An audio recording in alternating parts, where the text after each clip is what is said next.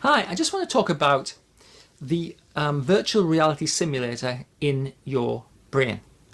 Now, how does information get into your brain? Your brain basically floats in a bath of cerebrospinal fluid. It is, to all intents and purposes, in the dark. But how does information get into your brain? Well, the answer, of course, is it has to come in through the five senses. And it comes in encoded form. So, for instance, light, photons of light are reflected off surfaces, hit the retina, and then the nerves in the retina create a signal. Now, all neural signals, all nerves work on one basic plot, and it's basically this, on-off. It's a binary code. A nerve fires or it does not fire. That's it. That is the sum total of the complexity of the neural system. I have just told you everything you need to know about nerves. Nerves are on or they're off. That's it. That's it. Okay, so it's the variation in photons that hit the retina and the pattern of on-off that code goes through the brain to the occipital cortex at the back, and whatever you're looking at is recreated in image form so that you can kind of go, okay, that's a tree. And that tree is different from that tree. And that tree is different from that tree. Okay? But it comes in encoded form. You think you're listening to me, but in fact it's sound waves that hit the apparatus in the ear. Sound waves stimulate nerves, on, off again, on, off, on, off. The pattern of on, off, which is massively complex, of course, creates the sound, the timbre, the velocity, the loudness of our experience, of our auditory experience. Molecules of substance hit olfactory receptors. Molecules of food hit taste receptors, and of course we have touch. Exactly the same with touch. It's the pattern of neural firing, but it's still on-off. All information that comes into your brain comes in encoded form, and your brain decodes it. Okay. But what does it do with that decoded information? Well, it creates a virtual reality simulator of external reality in your brain. So it is true to say that you do not respond to what's happening in the external world. You respond to your virtual reality simulation of what's happening in the external world. It's really important that you kind of recognize this. I mean, first of all, it's true. Certainly, by all means, check it out. But also, your brain is primarily concerned with filtering out information. Your brain allows in enough information to form a stable representation. What was that again? I didn't quite hear that. Your brain will allow information in to form a stable representation. So yeah, I heard that now. Yeah, I can see that clearly now, yeah. And no more. Because your brain's constantly being bombarded with information. For instance, I'm sitting down right now and I can now feel my bum on the seat, but before I said this I couldn't, because I don't need to feel my bum on the seat all the time, right? That information is filtered out. The information is being sent, it's filtered out. The information is being filtered out about the temperature, about my heart rate right now, about my blood pressure, about digestion, all being filtered out. If it reaches some kind of threshold, then it's allowed in because it might be useful. And of course, this is the interesting thing about anxiety, right? Because fear is such a powerful survival instinct, your brain allows information in which carries fear as a sort of a signal. Anyway,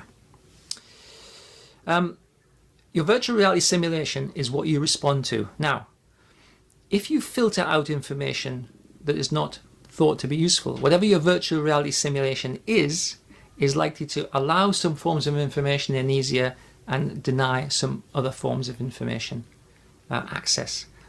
So it tends to maintain a sense of stability. So you will think of yourself as a sort of a stable person in external reality. Now, if I was to ask you the question, what's the only way you can know what a computer's doing? You would eventually say, look at the screen.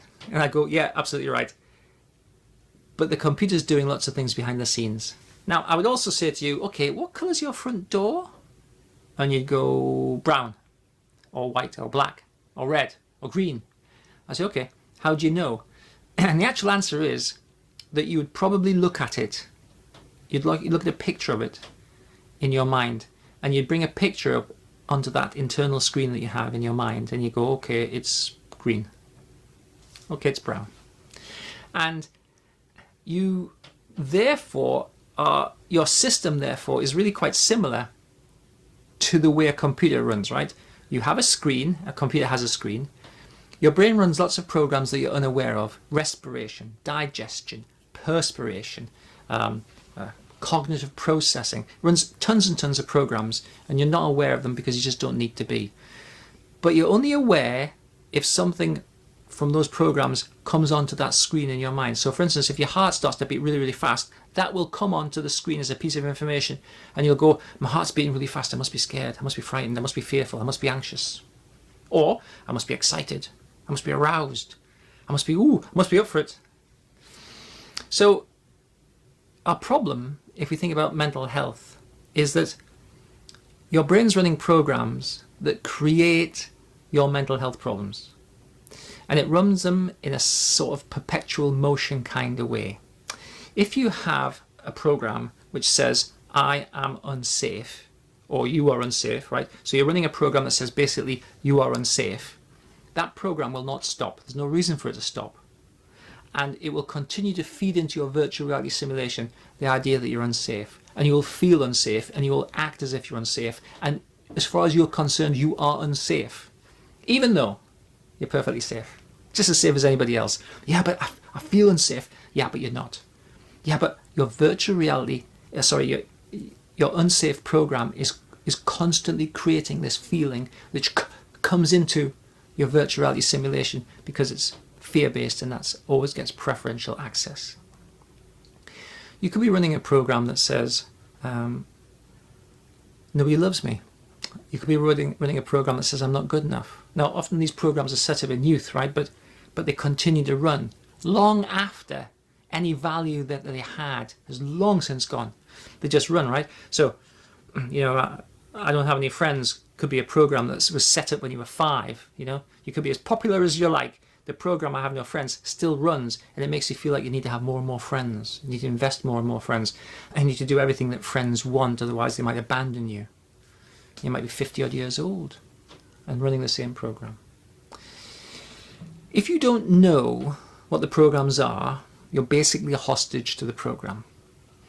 If you know what the programs are, you can then start to work to switch them off, tone them down, kill them. Because in fact, you've got loads of programs that are useful, and to run programs that are fundamentally unhelpful, what's the point? All mental health problems are the result of running unhelpful, unwanted, and I want to say illegitimate, but certainly not accurate programs that should have been switched off ages ago. Very, very rarely, in fact never, I have never met anybody, and I've been doing this for many, many years, I've seen many hundreds of people, I've never met anybody who was running a program that contributed to a mental health problem that was valid and accurate. It's always wrong, okay? So I can say this without any shadow of a doubt, and I'll be happy for you to challenge me, and I'll be happy for you to say, I would even discuss it with you. They're always wrong. I have never come across a program that was valid and accurate. Now you might say, yeah, but I feel like I can't do anything. Yeah, okay, but that's not the same, right? Feeling I can't do anything is a consequence of the program, right? So your problems are not how you feel. Your problems are not your symptoms. Your problems are the perpetual motion programs that are running all the time, creating the symptoms, creating the feelings, creating the problems that you seem to have, creating the difficulties, creating the relationship problems, the boundary issues, the anxiety, the panic. All of it is being created every day, continuously. Some to a greater degree, some to a lesser degree. Sometimes it's turned down a bit, sometimes it's amplified, but constantly being created, giving you the feelings that you have, giving you the symptoms that you have, giving you the problems that you have. The solution is to recognize you're running a program that creates this problem. Deal with the program. You're running a program that says, I am unsafe. Deal with the program. You're running a program that says, I'm not good enough. Deal with the program. Because what the program creates is errorful. It's not accurate. It doesn't accurately represent you or the world in which you live. So the virtual reality simulation that you create in your mind and you maintain and sustain can be distorted and inaccurate, and it could be ultimately unhelpful in some areas, okay? And if it's unhelpful, we can work to change it. If you do not work to change it, there's absolutely no reason why it would change, because the the programs that create the problems will not stop on their own. If you've had a problem for 10 years, 30 years, 50 years, there's absolutely no reason for the program to stop on its own. Absolutely no reason. Why would it? Oh, well, it might just stop. No, it won't.